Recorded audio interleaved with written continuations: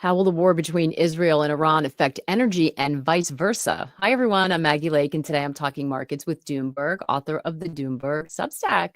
Hey, Doomberg, it's wonderful to have you back on again. Maggie, it's so great to talk to you when there's not much going on. I know, just a few things. We were joking right before we came on. Obviously, we scheduled this a couple weeks out, had no idea the backdrop we would be dealing with now, but there's certainly a whole lot of market news and geopolitical news. So we're going to dive into it. But first, welcome to everybody. Hey, guys, joining us live on YouTube and Substack. If you have any questions, drop them in the chat and we'll get to as many as we can. So stocks rebounded today. Oil dropped 2% on reports Iran might be looking to restart talks. I mean, who knows? Maybe some hopes the situation can be contained. Maybe just the algorithms were reading the headlines.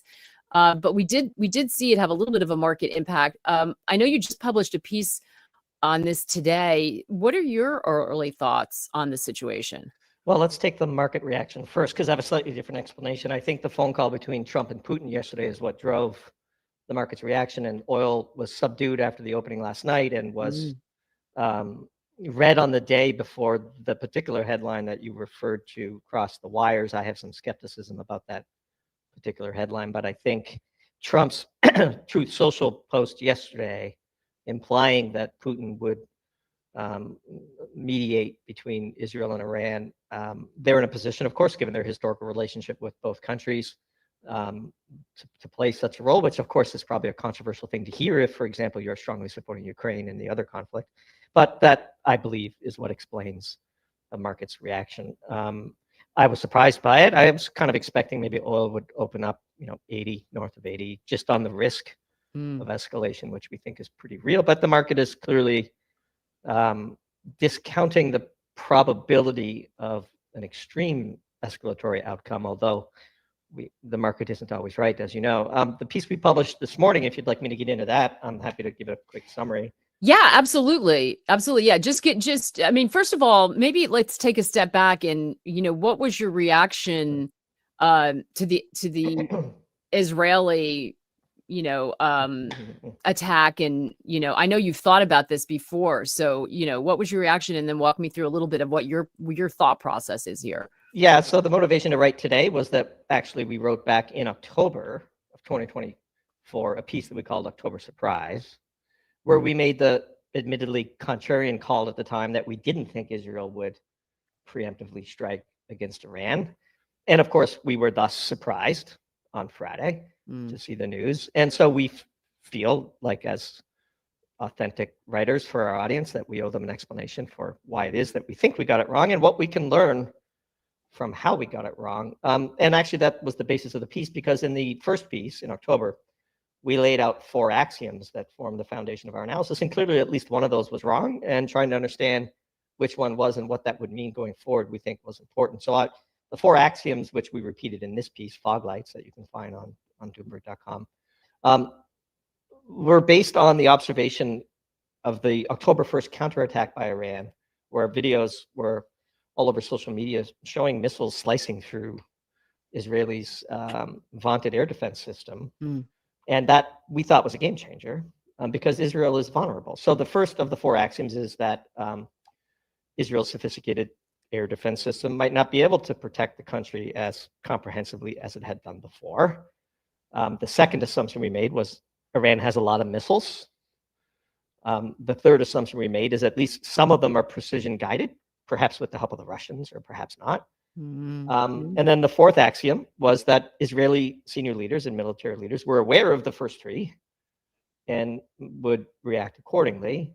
And the reason why those 4 axioms matter is because, as we laid out in the rest of that original piece, the majority of Israel's power comes from 5 power stations, and the majority of its drinking water comes from 5 large desalination plants, and virtually all of its natural gas comes from 2 fields in the Mediterranean. And so that's a dozen targets that in short order would make Israel unlivable if they were hit with precision guided missiles, which the first axioms that we laid out indicated that they probably could. And that all the focus on nuclear weapons, and understandably so, mutually assured destruction need not involve nuclear weapons, dirty bombs, other things as well. Mm. And so we thought, gee, obviously Israel has the bomb. It's never officially acknowledged it, but the Samsung option is real and everyone in the region knows it. So clearly Iran understands the concept of mutually assured destruction. And we thought, well, maybe this new revelation of the October 1 attack last year has changed the game strategically. Now, in the piece that we just published, we tried to go through each of those axioms and compare to the reality of what we saw over the weekend. For example, perhaps they have a lot of missiles, but if Israel was able to, decapitate their ability to fire any of them, then that's the change. We got that wrong, and that means, whoa, okay, they're going to go, and there's going to be a quick win for Israel. We didn't quite see that though over the weekend. Mm. We saw a barrage of missiles, some old, some slow, many being knocked out of the sky, fired into Israel. And we saw many hypersonic missiles. It looked hypersonic, at least to us. We're no military experts, but they're moving at an awful fast rate, smashing into Israel. And at least some of them were targeted. They hit Israel's version of the Pentagon, and they hit the Science Institute. And they've been hitting the large and really the only significant refinery in Israel overnight and into the morning, and it's on fire. And so that seems to indicate, as we described in the piece, that Israel was assuming it could achieve a knockout blow. Mm. It had so infiltrated Mossad had so infiltrated Iran, I should say, and it looked early on, what we're seeing is that it appeared that there was a large cyber attack that took offline Iran's entire missile defense system for at least 8 or 10 hours, but that's since come back online. And so perhaps Israel thought they would get that knockout blow, shock and awe, Donald Rumsfeld back in the day. And if they haven't, then what does that mean? Mm. And that was the gist of the piece today. And it's also a piece about propaganda and the difference between analysis and advocacy. And there's a lot of emotion in our comments, which is understandable. It's an emotional issue. Yeah. People look at this situation from two wildly different views. We have some subscribers from both sides. Who knows how many we'll have left after we're done publishing today. But we have to publish what we believe to be true. And look, we got it, at least temporarily, we got it wrong. Maybe we were right, and it's just going to take a few more weeks to play out. But if Iran is still launching missiles in large numbers that are getting through in a week from now, that's potentially pretty catastrophic for Israel. Yeah. Because it's a very small place, Maggie, as you know. Yeah. Iran is huge. It has 10 times the number of people. It has strong backers. By the way, there's a lot of chatter on the internet about Israel running out of missiles. So you don't think China and Russia can send them some missiles? I think the early days of war, propaganda is very, very thick on both sides, to be sure. But given the strength with which we believe we articulated our first views, we thought it important to go back and analyze what differed from those and what does that mean. Listen, I think that's hugely important, not just in this instance, but in so many things. So little of that is actually done right now. So I applaud you for doing that. I think that's the right thing to do. You could have easily just ignored the fact that and brushed over the fact that you didn't believe this was going to happen and just move on. That's much more common in market analysis, I think, than what you're doing. So it sounds like you are skeptical that this is, well, let me, that's two different questions. It doesn't sound like you think this is over quickly. I think there's a chance that this becomes an extended war of attrition, and in which case we don't like Israel's prospects, and they may have to resort to nuclear weapons. Heaven forbid that is true.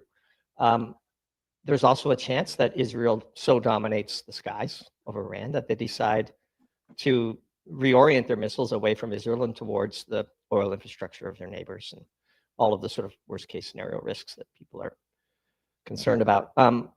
Starting wars is a lot easier than winning them or ending them. And we are, broadly speaking, an anti-war team.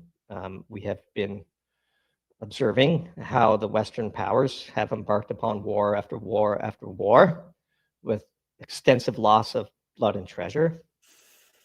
A common theme amongst all those wars is weapons of mass destruction.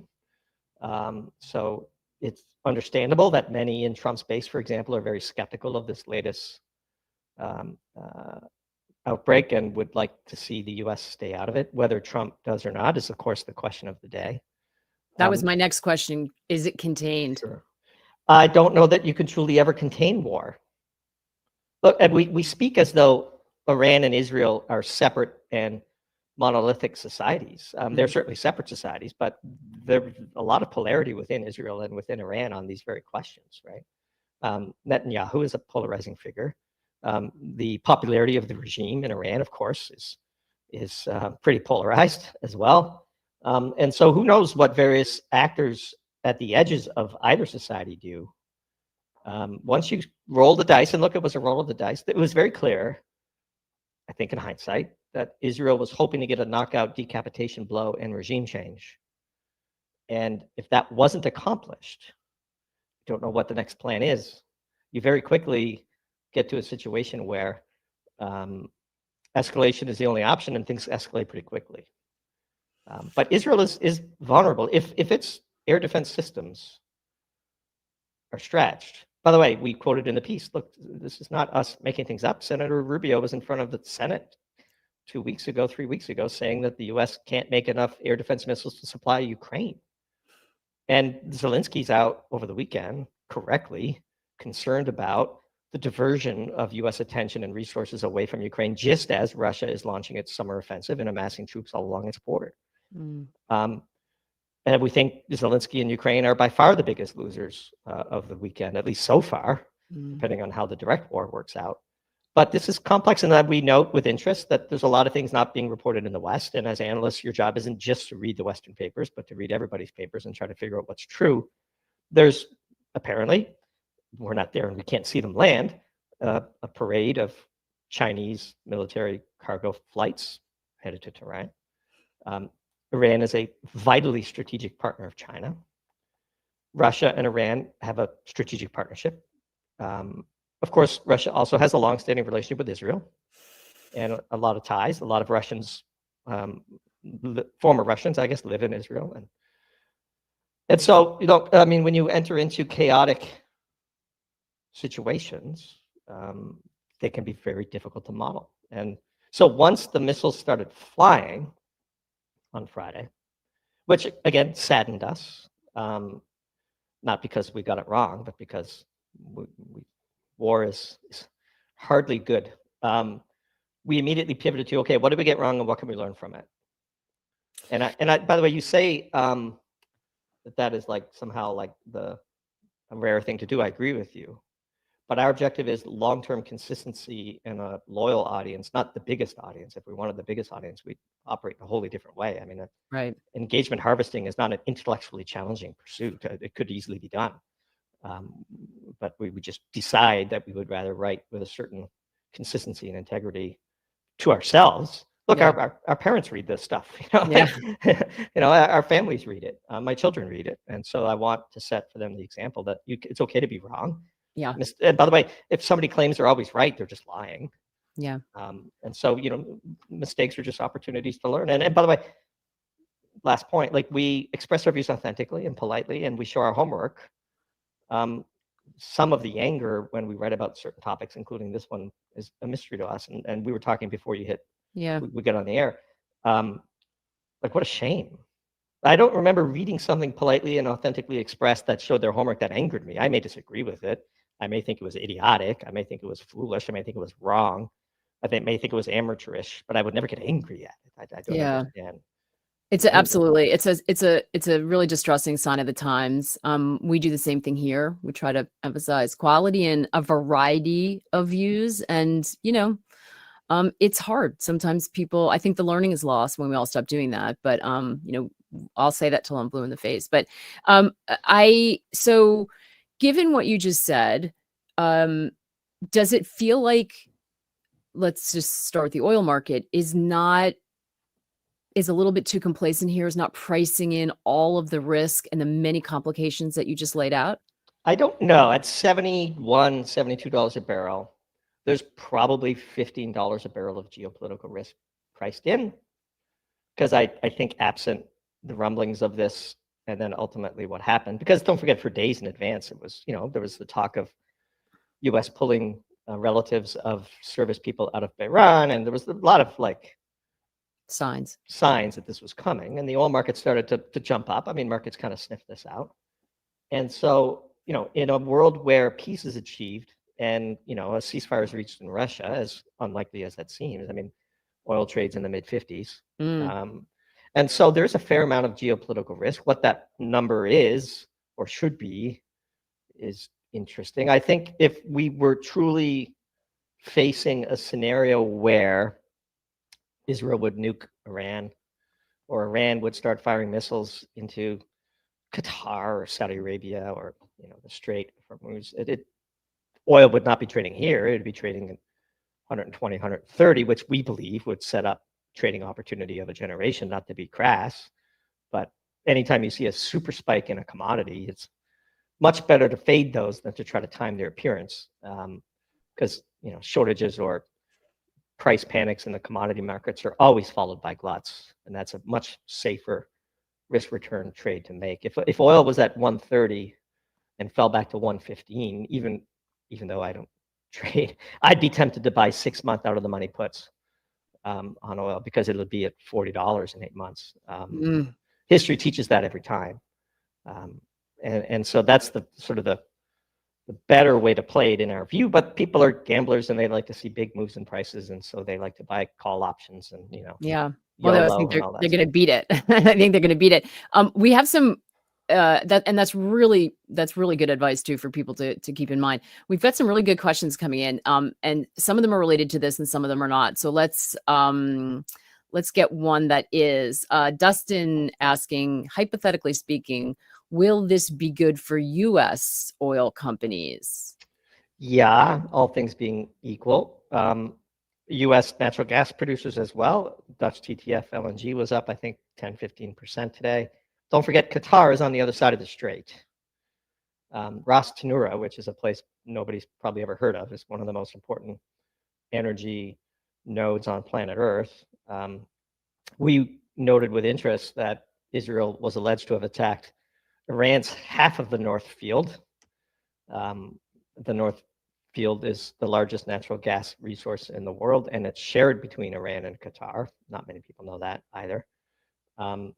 But Ras Tanura, if you just go Google it and go on Google Earth, you can see where it is. It's off the coast of Saudi Arabia. And they're in a pretty precarious spot as well. And if Qatar gets knocked off, that's bullish for US LNG exporters. And if Iran's export facility gets knocked off, that puts China in a bit of a challenge, but it's actually pretty bullish for Russia, because prices would spike and Russia would be there to meet some of China's demand, at least you would think. Sure. So if you're an energy superpower like Russia and like the US, and you're unaffected by this, then yeah, you stand to profit handsomely. Now, the wanton destruction of what is basically civilian energy infrastructure, we believe is very dangerous and tantamount to a war crime. We think the destruction of the Nord Stream pipeline was a war crime. And we think Putin's relentless assault on the Ukrainian electricity grid is a war crime. And attacking the refinery in Israel by Iran is a war crime. Now, some will argue these are dual-use facilities, and if you starve the military of its oil, you can't run. That's fair. I think oil is different than national electricity grids or water treatment plants, as we described in the piece. Look, if Iran goes for Israel's water treatment plants, I want to be very clear, that is a war crime.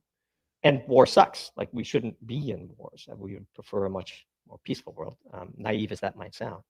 Yeah. So, well, one hopes that the scale and the cost and the human collateral involved in something like that, one would hope that we would be able to prevent that, based on what you're talking about. That's a very, very scary concept. And it moves more into a different realm, but we kind of feel like we're worried. I think a lot of people, you hit a nerve probably, because I think a lot of people are worried that we're moving in that direction, whether it's an organized military or terror attacks, or I feel like people feel like it's an inevitability before. Well, this is why, like, the precedents the precedent of the Nord Stream pipeline was so disastrous.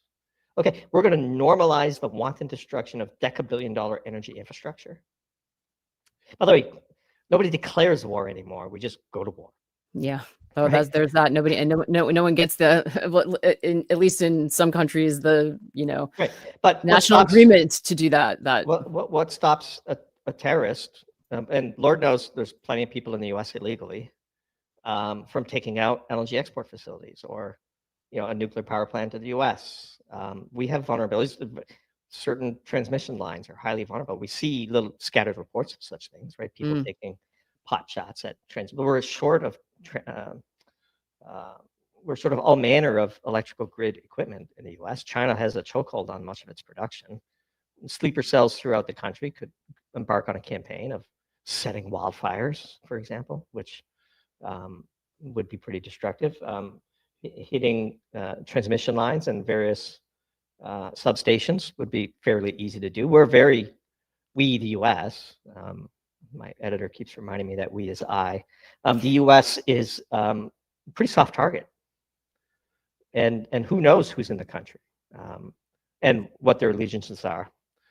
And so there's a lot of risk involved. There's one of the reasons you don't get into wars is that you might lose them. You should think very carefully about it. Now, people who are arguing in favor of what the Netanyahu government has done are making the very familiar case that this is an existential threat to Israel, and Iran is, a terrorist regime, and death to Israel is one of their mottos. And I understand all of that. It's been true for many decades. And our argument in October, and our warning/reminder today, is one need not have nuclear weapons to pose an existential threat to a country. 12 targets would make Israel, desert, unlivable. And not just for the majority Jewish population in Israel, but also for the many Palestinian Israeli citizens as well. And we argued that would be a war crime. Sure, it would be a war crime, but we are setting precedents. The world is setting precedents that you don't need to declare war to go to war. For example, Israel did not declare war on Iran. They just went to war. Technically, that's a violation of international law. And you're seeing heated debates at the UN Security Council, not that anybody in the West cares about the United Nations anymore. But Israel decided to do that, or at least the Netanyahu government decided to do that. And so one of the purposes of our analysis today was, what does this mean? And how do we game plan it out? Because in the early euphoric moments after shock and awe, it can be easy to assume that regime change and/or victory is just around the corner. What if that's not true? And our view is the odds of it not being true are higher than many analysts, and certainly many advocates are lending credence to.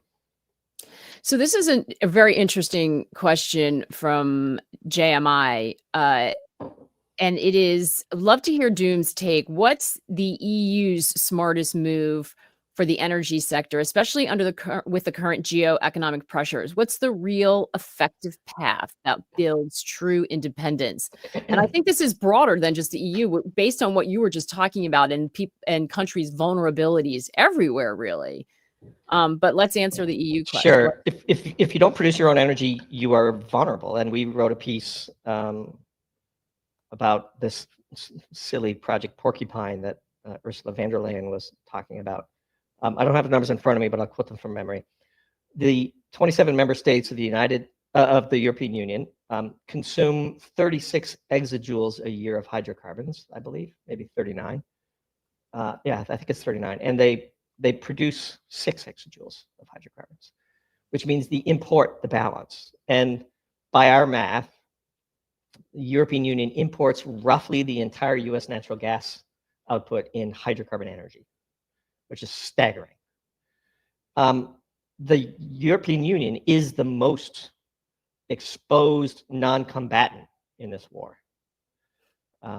It relies on Qatar for a lot of its LNG.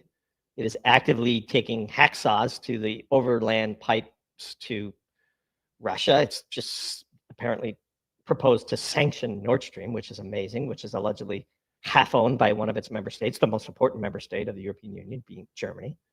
And so I don't know what the plan is for Europe. Like, the answer is start drilling quickly, start building nuke plants, legalize fracking. But they're not going to do any of those things. And so Europe is a big loser in this war, we believe. And we said as much in the piece, because they have invested so much in Project Ukraine, the war in Ukraine and pushing back Russia, that seeing the US divert its attention and resources to a second front is not good, which is why you're seeing Zelensky posting to Twitter and taking to Instagram and saying the things that he's been saying. And then there's the scariest part of all, which nobody's yet talked about. What better time for China to grab Taiwan? Actually, someone just said that in the chat. Yeah. So that someone is really smart. They got to be a paying Doomberg subscriber. That's my guess. Andrea is the one who said it won't be long now for China to make a Taiwan move. And I'm laughing at the coincidence, certainly not at the topic. Let's be clear. Do you think those probabilities have increased? I mean, I think they've increased. But look, one of the things we routinely get wrong is underestimating the potential for war, perhaps because we loathe it so much. Right. We were wrong in thinking that Putin would not invade Ukraine, and we wrote a piece admitting that.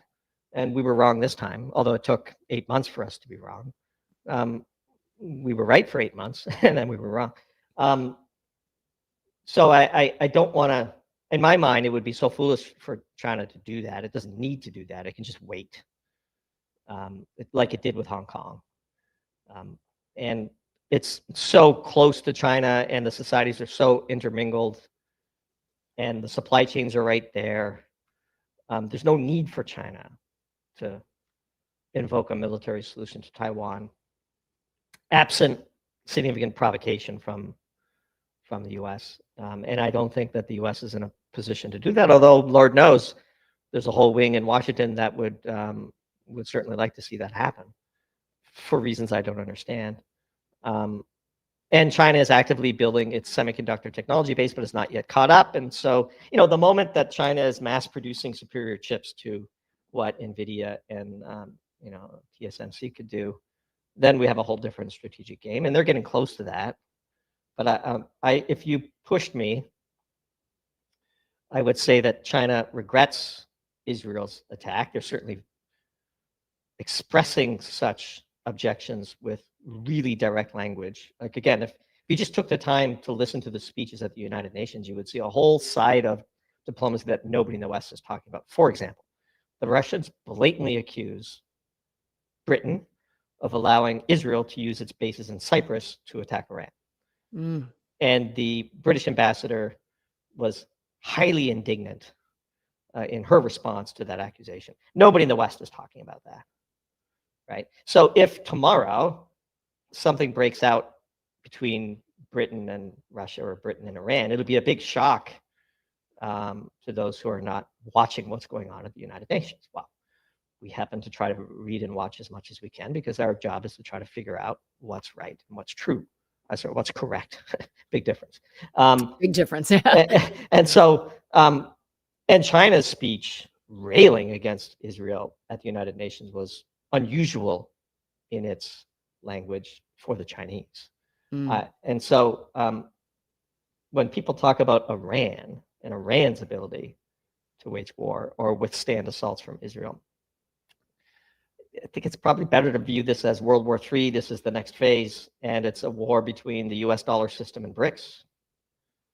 The sanctions against South Africa take a slightly different view, different lens on those sanctions if you view it that way. And Brazil is an interesting study. You see the Elon Musks and the tech side of the US going after Brazil pretty hard. Well, BRI is India, of course, and India is trying to be neutral, but Iran is a member of BRICS. Russia and China are anchors of BRICS, and because of the sanctions policy of the West, they are actively working towards getting away from the US dollar system. And so that's one lens, one mental model you could use to view what's happening. Yeah.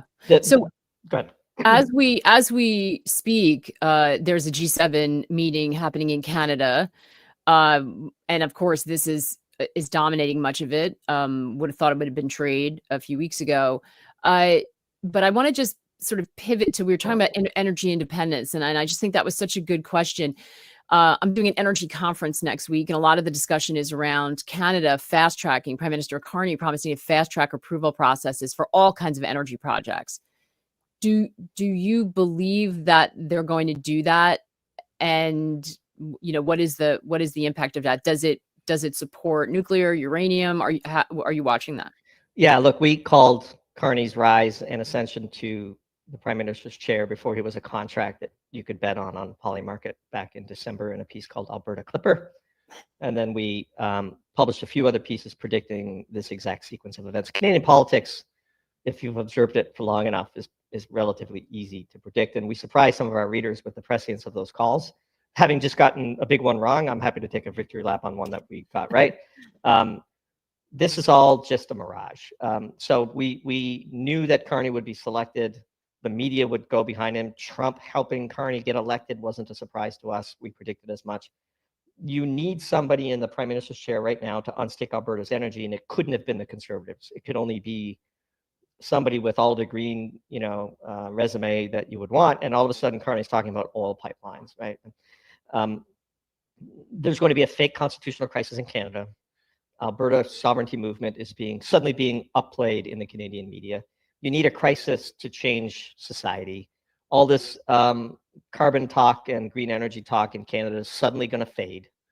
And American energy dominance is going to become North American energy dominance. And I think we wrote a piece called "The Fix Is In" before Carney was elected that predicted as much. And so far, everything that we have predicted has mostly come to pass. If you think that Canada is a representative democracy where votes matter, you really don't understand how Canada works. So, sort of similar question here in the U.S. We've got the budget being debated in Congress. Do you see a situation where the same sort of, regulatory reform pushing through projects? Who are the likely winners and losers? How are you early days thinking about gaming that out?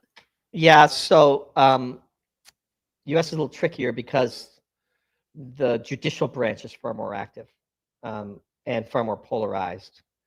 And really, it's going to come down to a couple of important Supreme Court decisions here soon. And, the whole battleground around immigration is probably a sort of early battle in the war between the executive and judicial branches in the U.S. I think a fair reading of the U.S. Constitution would conclude that the administrative branch has allowed its power to be usurped, and that the judicial branch has taken way more power than the framers could have possibly envisioned. A district court judge and able to issue a nationwide injunction against what are clearly Article 2 powers being exercised by the United States president is inconsistent with the Constitution, although it is consistent with how society has been managed in the past couple of decades. And Trump is fighting that. Whether he's successful or not remains to be seen. But the permitting issue is more a judicial issue, or as much as a judicial issue as it is an administrative one. There's only so much Trump can do on the administrative side. You can always sue. Judges can always block.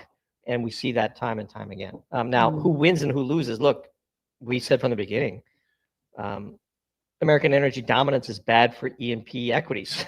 They make their money during Democratic administrations. They get to build stuff during Republican administrations. This is, a fantastic way to look at it. And what's going to happen is prices, in a world where we didn't have World War III breaking out in the Middle East and oil was allowed to trade to its equilibrium price of around 50 to 55, you would see the big companies swallowing up the little companies and waiting for the Democrats to regain power. That's what happens every cycle. Exxon would go buy everybody who has good acreage at distressed prices. And the moment we get Democrat in power and you can't drill anymore and prices spike accordingly while they make all their money. Look, this is the commodities business is a price business, not a volume business. It just is. And so, are we seeing a change now that so many are talking, and we've been spending the show talking about energy independence as a national security issue? Is that just broadly bad for energy equities because the calculus is much different? It's much more government involvement. It's much more. Well, it depends which equities, big and small, and midstream or upstream. Look, midstream players win in all scenarios, which is why ET's got such a healthy dividend and is priced so well and prints cash, right? Or any sort of people that lease land, and and whenever your revenue is scaled with volume and not price in the energy sector, that's a winning position because energy is life and we want an infinite amount of it. But if you're a big equity versus a small equity, if you have a strong balance sheet versus a weak one, if you think in long time horizons versus short ones, if you have a quality management team that the market respects, whereas if you don't, these are all stock picker type questions and risk reward type questions that individual investors need to consider. But at the highest level, American energy dominance is bearish for energy producers. And I would say the reason why we say fade the super spike as opposed to try to time it.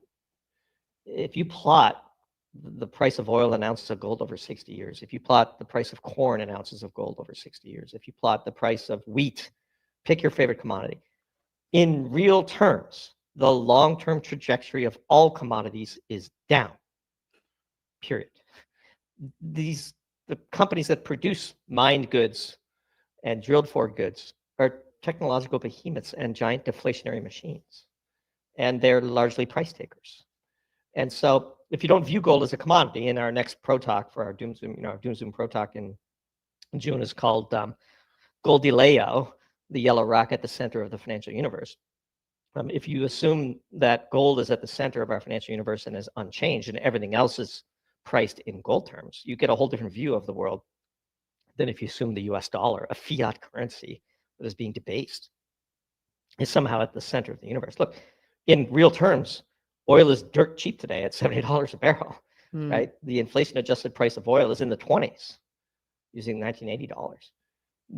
An ounce of gold has never been able to buy more barrels of oil historically, maybe day to day, but in broad strokes, it's as cheap as it's ever been. So I don't know why you want to get long it's like basically buying vol. I mean, Yeah. There's a reason why people sell it. There's a lot of people in the uranium trade because of the anticipation that, governments around the world have woken up and they need nuclear energy. Yeah. Same story. The long-term price of uranium in real terms is down. I mean, we have an infinite, I love this, let's just talk uranium. 95% of the embodied energy and quote unquote nuclear waste is still there. Nuclear waste is not nuclear waste. It's future fuel. When we decide we want to get serious about nuclear, and we will, you can just reprocess the spent fuel rods and get an enormous amount of energy, a lot of uranium in there. There's a huge amount of uranium, right? There is as a general rule, people get trapped into this whole peak cheap oil nonsense. The earth is a sphere and it's finite and we're using a lot of this stuff. And so we're going to run out. There is no peak anything. There's only price and supply, right? You put the price high enough, supply will arrive and it will over arrive. All shortages are followed by gluts. That's one of Nassim Taleb's best quotes. Fade spikes, don't time them. Peak anything is nonsense. There's not going to be peak food. There's not going to be peak fertilizer. There's not going to be peak oil. There's not going to be peak natural gas. For modeling purposes, all commodities are in infinite supply, always.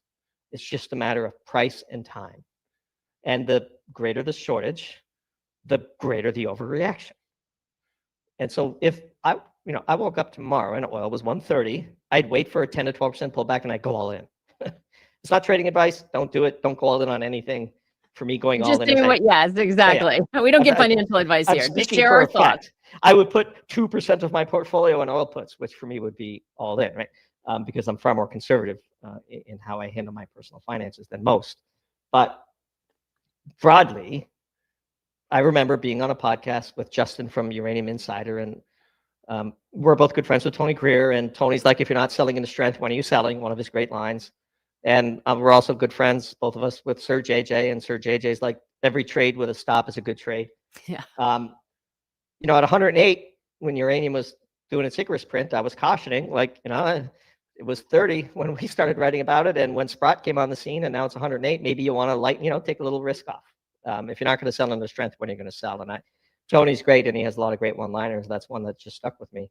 The universal rule in the long term, the real price of all commodities is lower, period. And anybody selling you otherwise is not aware of how energy or commodity markets work, or disingenuous. And both are possible. That's amazing. Last question I want to ask you is, you've done some great work around AI and the energy demands coming from AI. Do you see the hyperscalers, the tech companies themselves, having to make increasingly direct investments in the energy source? It seems like it's not something they've done before, and they're reluctant to do so, and it's kind of a missing piece. Yeah. How are you thinking about the private sector there? I don't know if that's something you've looked at. It's something I'm hearing about, which of course would be a big CapEx spend for them, and very different than from investors who are not used to having to think about that calculation. Yeah, we view it the opposite. So first of all, AI is amazing. It's interesting. It's full of frauds. It's full of bubbles. It's worse than .com era. Lots of people are going to lose lots of money, and the world is going to change. Both things can be true. Grant Williams was out with a great piece last night, which we always read, where he was obviously, given Grant's style and outlook, pretty skeptical of the valuations and so on. And it was a compelling read. Always interested to read Grant's take. But AI is going to change the world. It has changed the world. And we think that off-grid is the only way it works. So we wrote a piece last year called Irreconcilable Differences, where we predicted that you can't have AI on the grid. But Too much. Too much, too quick. Grid operators incompatible, not innovative enough. They don't get paid to innovate, they get paid to invest, right? Their whole profit model is just different than almost any other company because they're a public utility, they're regulated as such. We could have a whole show on it. Yep. It's not going to be the tech companies back integrating. It's going to be the energy companies forward integrating into data and selling their services to the Googles of the world. They know how to manage big projects like that. They know how to. Don't they need the CapEx from them though? Can they do it without them? No. I mean, they'll get the CapEx directly or indirectly through, the same way they build LNG export terminals, a huge amount of capital. Well, somebody gives me a long-term contract to buy it, and then I use that to go to the bank and get a loan. And, I've got my profit locked in, and all I have to do is execute. And I work with my engineering companies, and sure, sometimes the projects go over budget and I get in trouble and I have to recapitalize and I file for bankruptcy. And like the commodity companies do this all the time. Right. So they're like the Facebooks and the Googles of the world have no idea how to build. Exactly. What I'm asking. Projects. Yeah. Right. Yeah. But they can help fund, underwrite, sign long-term offtake agreements. I mean, whether you're selling natural gas or whether you're selling compute, I mean, customers there. It's customers there. And so I think it's more going to be the Diamondbacks of the world that learn how to forward integrate and maybe partner with hyperscalers that then have, they have a commitment, long-term purchasing commitment that they can use to underwrite the financing of the project. I don't think it's very different, whether you're sending data across the world or whether it is different, of course, but if you're going to sell long-term, take or pay contracts, the phrase in the industry is bankability. So what do you need to have a project be bankable? Yeah. You need to have good credits willing to buy. Yeah. With tight contracts. And so if BP agrees to buy your LNG at $5 a million BTU for the next 10 years, plus a formula for the spot market, well, okay, then JP Morgan's going to underwrite that loan. It's no different here. If Google is going to commit to taking the offtake of whatever Diamondback and their partners decide to build, or Exxon and their partners decide to build, there'll be no shortage of bankers looking to underwrite that. Yeah, well, bankers need something to do. They've been sitting around waiting for that deregulation. I'd say bankers are in the banking business. That's right. Doomberg, just fantastic stuff. We jumped around on a lot of different topics, but it's such a pleasure to catch up with you. I'm going to second what Ted just said. Doomberg team is one of the clearest thinkers out there. Recommend following further, and I couldn't agree more. Just such good work across all of these sectors. We appreciate you. Same to you, Maggie. Congrats on all your success. I know how hard it is to build something from the ground up on your own, and I've enjoyed watching you do it, and I wish you nothing but all the best in the months and years ahead.